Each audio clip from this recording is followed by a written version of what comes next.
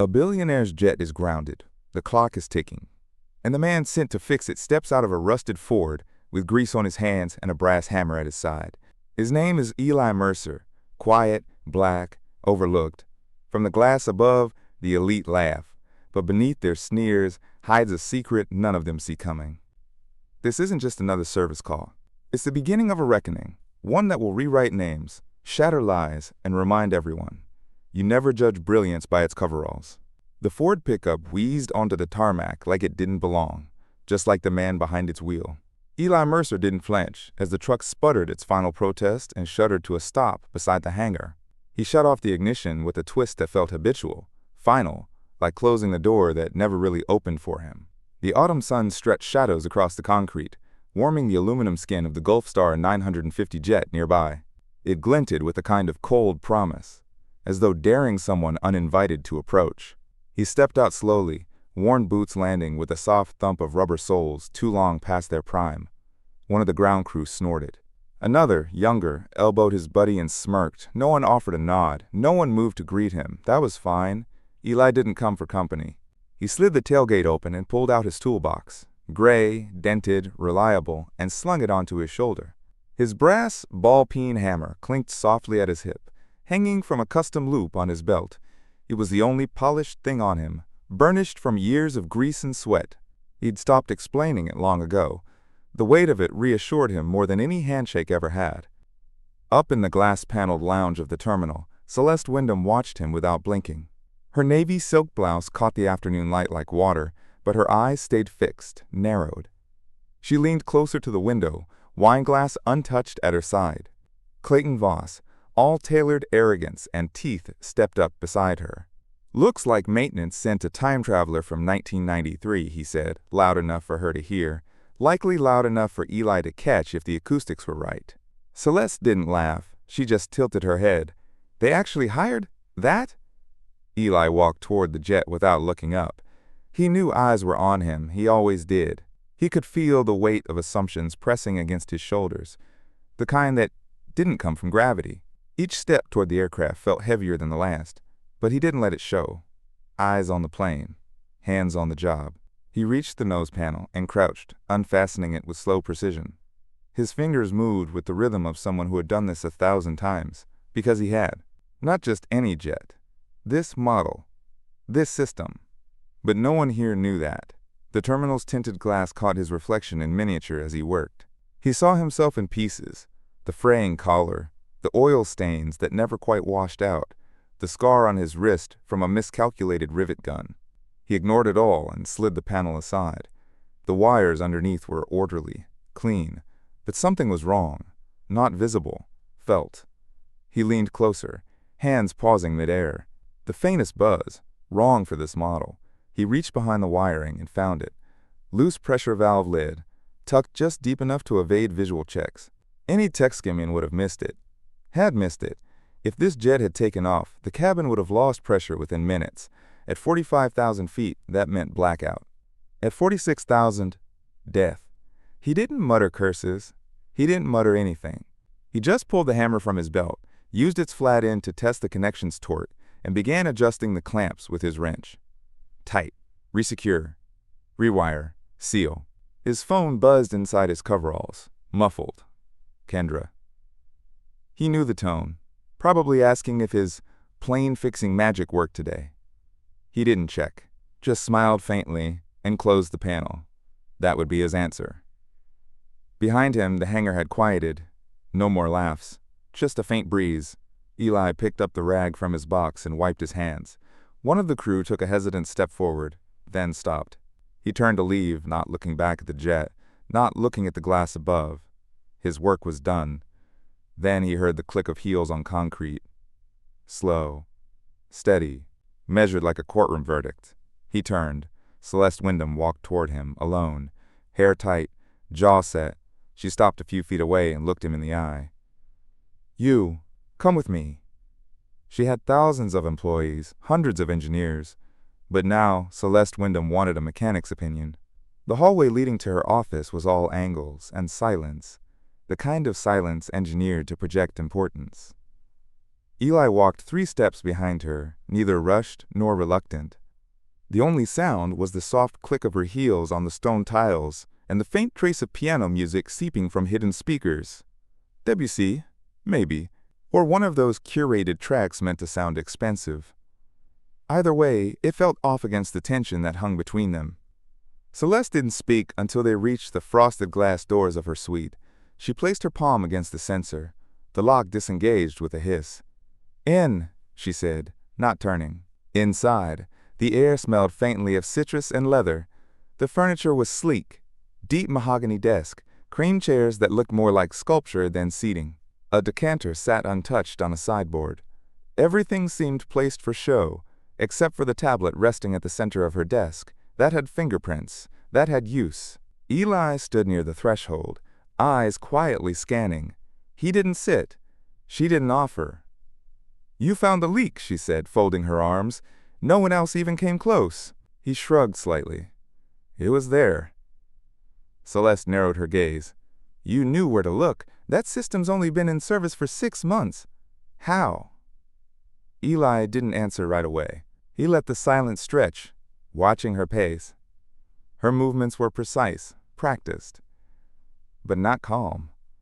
She was trying to hold the upper hand, and he knew it. She turned back. "What's your background, Mr. Mercer?" "Mechanic," he said.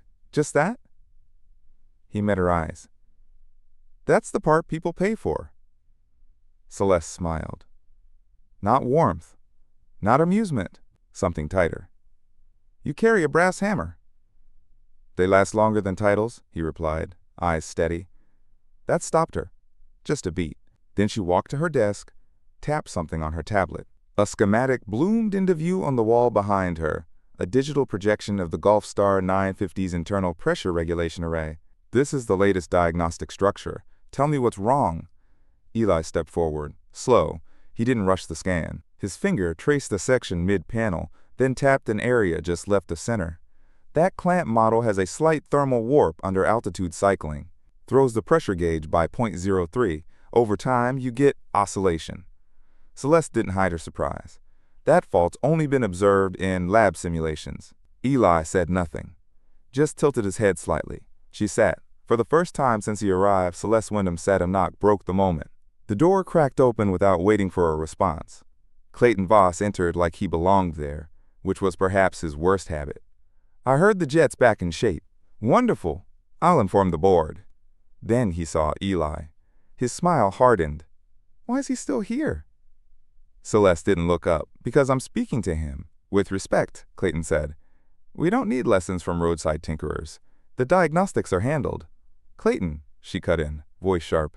"Leave us." He blinked, frozen a beat too long. Then recovered, forced a smile, and backed out with a slight bow. "As you wish." The door clicked shut. Celeste tapped the tablet again. Her fingers paused midway through a document, something half buried in her folders. She pinched to zoom. There, in the margin of a technical sketch, faint and dated, sat 2 letters in a distinct engineer's print. E.M. She looked up. She stared at him. "Have you been here before?" Some truths don't rise. They wait. Buried, but patient. The lights in Celeste's private archive were dim, set low like a museum after hours. The air had that static stillness of closed rooms and expensive systems humming quietly beneath the walls. Shelves of old schematics, binders, prototypes, with obsolete stamps surrounded the long glass table at the center. And there, under the faint recessed lighting, Eli placed the small black USB drive down. The brass hammer clipped to his hip let out a soft metallic clink as it brushed the edge of the table. That sound landed with more finality than anything said so far. Celeste didn't sit. She stood at the opposite end, tablet in hand, flipping through archived design files. Her expression was unreadable, not cold. No, something worse. Disassembled. "This can't be right," she said, mostly to herself. "These files are 5 years old." Eli didn't reply. He stayed still, hands loose at his sides, gaze resting on the glass reflection of the room. She stopped scrolling. "Here, this document. Revision log for the G950 compression array. You signed it." He nodded once. "That was the day I handed it in." Her eyes lifted. "You were Staff? Engineering associate, briefly. Why didn't anyone... She didn't finish. He answered anyway. Because I was reassigned to maintenance. 3 days after submission. She looked down again. There was a pause, and in it came the sound of her breath catching. Soft, but real. Eli walked around the table, slow and unthreatening. He picked up the USB and inserted it into the port on the terminal console. A folder bloomed open on the main screen. Files are timestamped, he said. Logs, prototypes, version histories, and a few conversations. Her eyes flicked up. Conversations? He didn't respond. Just clicked open a folder labeled Preserved. Before the first audio played, her door burst open. Clayton. He strode in like he hadn't been told otherwise. Celeste, I just heard. He saw Eli at the console. What the hell is this? Eli didn't look at him. He pressed play. The room filled with the unmistakable sound of Clayton's voice, recorded, grainy but clear. Yeah, strip his name. I don't care how many revisions he did. We're not about to let some part-time grease monkey take credit. Clean it up before someone gets ideas. Silence. Then another voice in the recording. Uncertain, younger. But the specs. I said, clean it up. Clayton stepped forward, bluster rising. This is fake. You think this little stunt. Celeste held up a hand, her gaze locked on the screen. Clayton, stop, he faltered. He was support staff. Nothing more. No, Eli said calmly. I was convenient. Until I wasn't. Clayton's jaw clenched. You have no proof this wasn't doctored.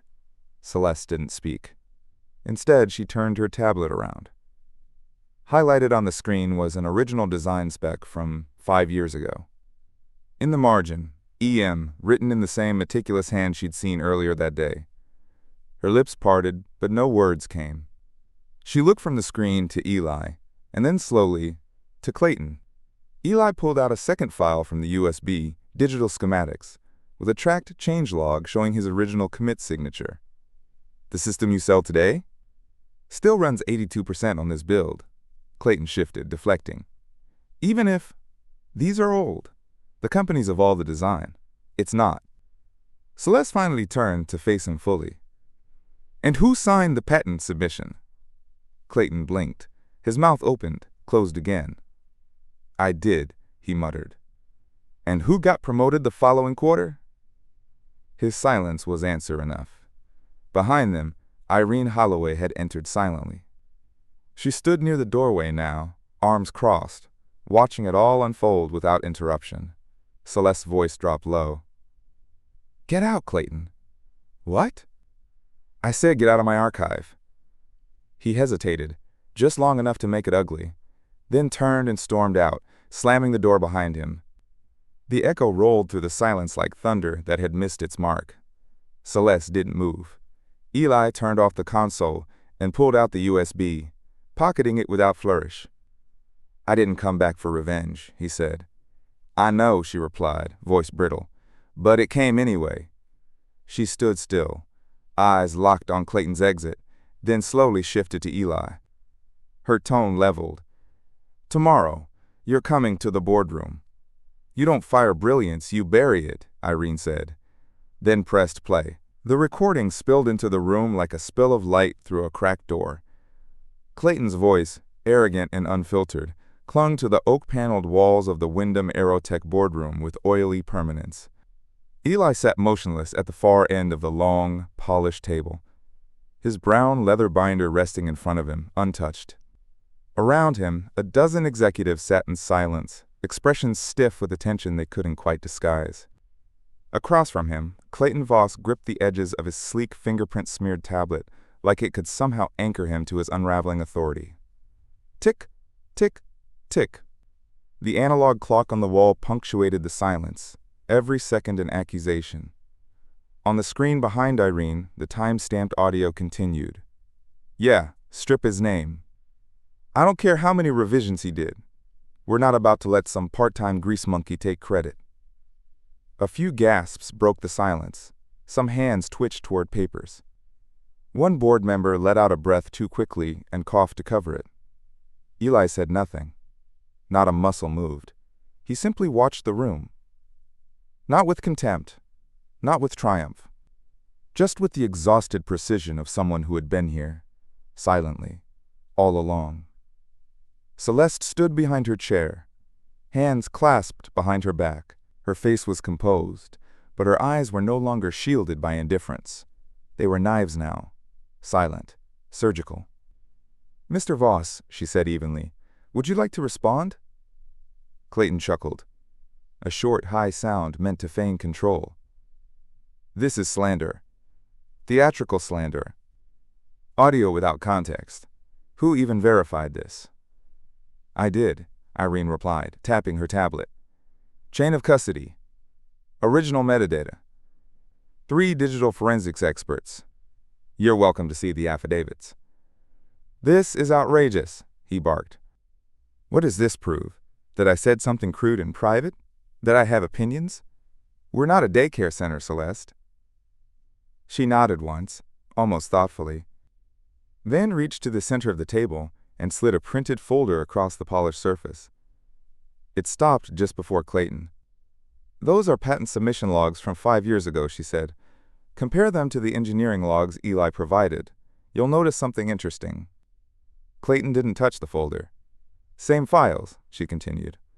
"Same diagrams, but the versions submitted under your name were stripped of commit history and time-stamped 3 days after Eli was reassigned." "I didn't file those myself," he said quickly. "That went through admin, standard workflow."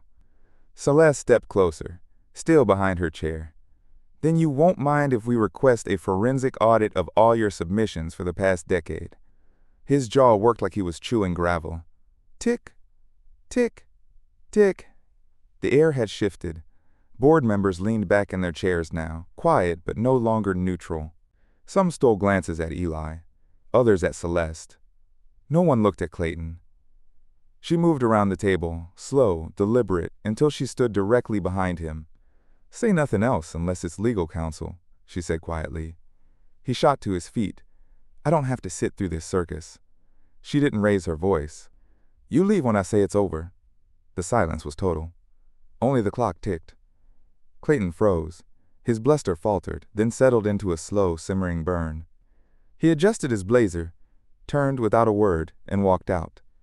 The door shut behind him with the soft, final hush of soundproof seal's meeting frame. Celeste remained still for a moment, then turned to the others in the room. "Ladies and gentlemen, Mr. Mercer will be working with us going forward. I expect your cooperation." Murmurs. Some nods. One hand already typing notes into a tablet. Then she looked at him. Eli had not moved the entire time. "I want to fix this," she said, "but I need your help to do it right." The blueprints returned to their rightful architect. But Eli asked for something else. The press room at Wyndham Aerotech was bathed in calculated light. Neither too warm nor too cold, designed to flatter skin tones and make corporate regret look polished. Celeste stood behind the podium, flanked by 2 towering banners embossed with the Aerotech crest and an LED screen looping silent footage of their jets in flight. She read the statement slowly, clearly, no teleprompter, no PR team whispering at her shoulder. "And as of this quarter, we are formally recognizing Mr. Eli Mercer as the original lead designer of the G950 compression system. All records will be corrected, all legal rights transferred. Any financial back pay will be honored in full." She paused, glancing toward the first row, where Eli sat in a plain navy jacket, hands folded over a closed manila envelope. A few reporters leaned forward. Cameras clicked. "Mr. Mercer has requested that all awarded royalties be redirected to the creation of a new community technology initiative," she continued.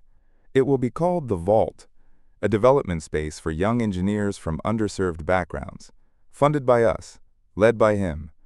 Applause followed, more hesitant than thunderous. Most in the room hadn't expected that pivot. Fewer still understood it. But Eli didn't stay to explain. He was already gone. The basement of the Zion Hill Baptist Church smelled of fresh plaster and old pews. Folded tables lined the walls, some still cluttered with cardboard boxes of spare wires, salvaged motors, 3D printed frames, and thrifted soldering kits. A hand-painted sign hung above the entrance, the vault. "Build here." Kendra crouched near one of the workbenches, brow furrowed, tongue pressed to her top lip in focus.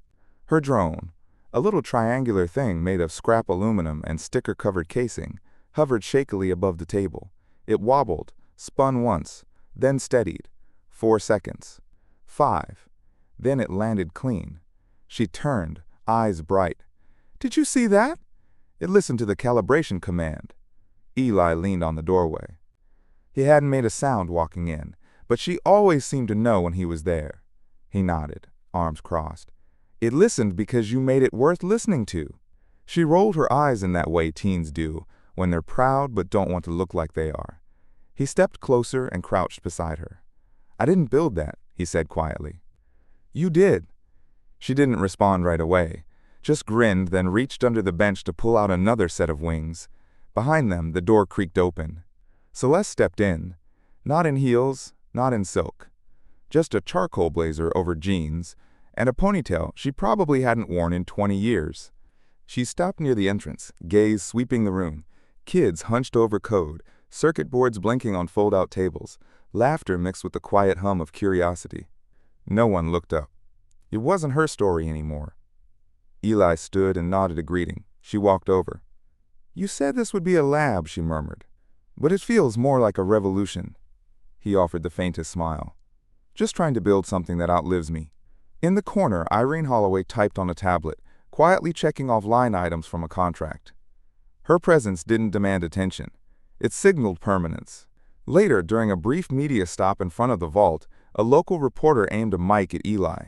"Mr. Mercer, after everything, the recognition, the company reversal, the settlement, do you feel vindicated?" He took a moment before answering. "Vindication's when they stop needing people like me to be exceptional just to be heard." The reporter blinked. Someone in the back nodded. The question was done. Inside, Kendra's drone rose again, a little stronger this time, but on its third spin, it clipped a string of fairy lights strung across the ceiling. It dropped like a startled bird, landing sideways on the concrete. She burst into laughter, then picked it up, already adjusting the code. They used to clap for the man in the suit. Now they rose for the one in boots. Savannah Civic Center shimmered with polished light and polite anticipation. Patriotic bunting trimmed the walls, flanking STEM booth banners and school logos. Rows of folding chairs stretched out from the main stage, half filled with teachers, retired engineers, veterans with campaign pins on their lapels. The kind of audience that stood only for astronauts or politicians, not mechanics. But today, they stood. Eli Mercer adjusted the knot of his suit. Not quite comfortable, not quite foreign. The sleeves fit better than the first time he'd ever worn one, but the fabric still felt too soft against his calloused hands.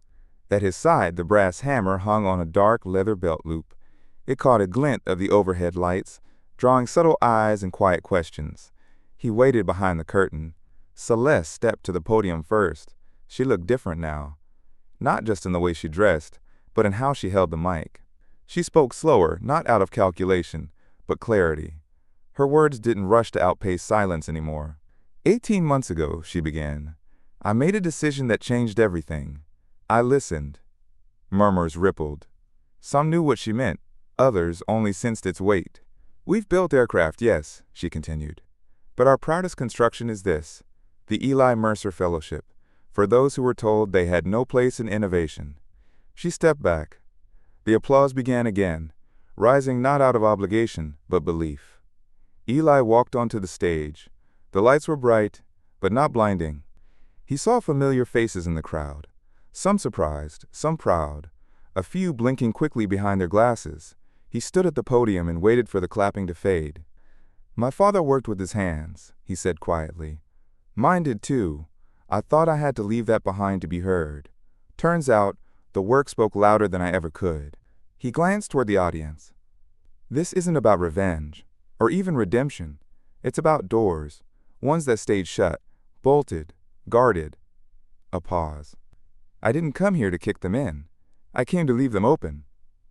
When he stepped back, the room held its breath, then erupted. But the loudest moment came next.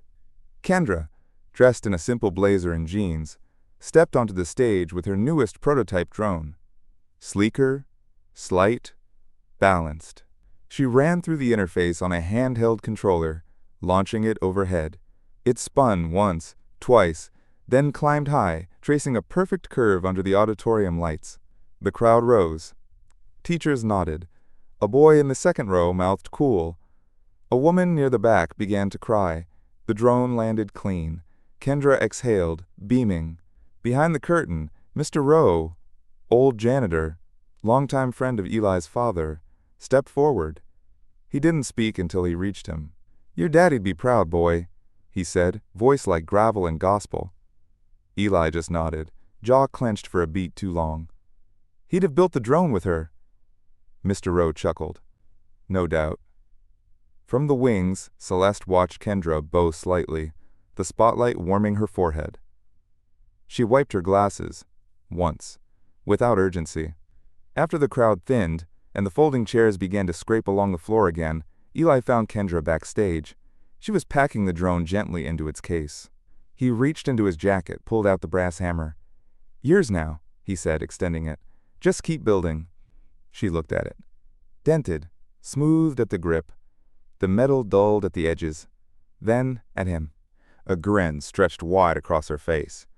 "I will," she said, fingers curling around the handle. "But I'm painting it pink." The applause faded, but Eli didn't move. He stood at the edge of the stage, one hand resting on his side, the other still brushing the worn brass hammer tucked at his belt. From the corner of his eye, he watched Kendra laugh, kneeling beside her drone with code on her fingers and no doubts in her eyes. Justice hadn't arrived as a roar. It had come in small, deliberate acts, choosing dignity over bitterness, legacy over ego, truth over silence. Some victories are louder when you don't shout them, and sometimes the loudest shift in a room is when the right person finally gets to stay. If this story spoke to you, pass it on to someone who's still waiting to be heard.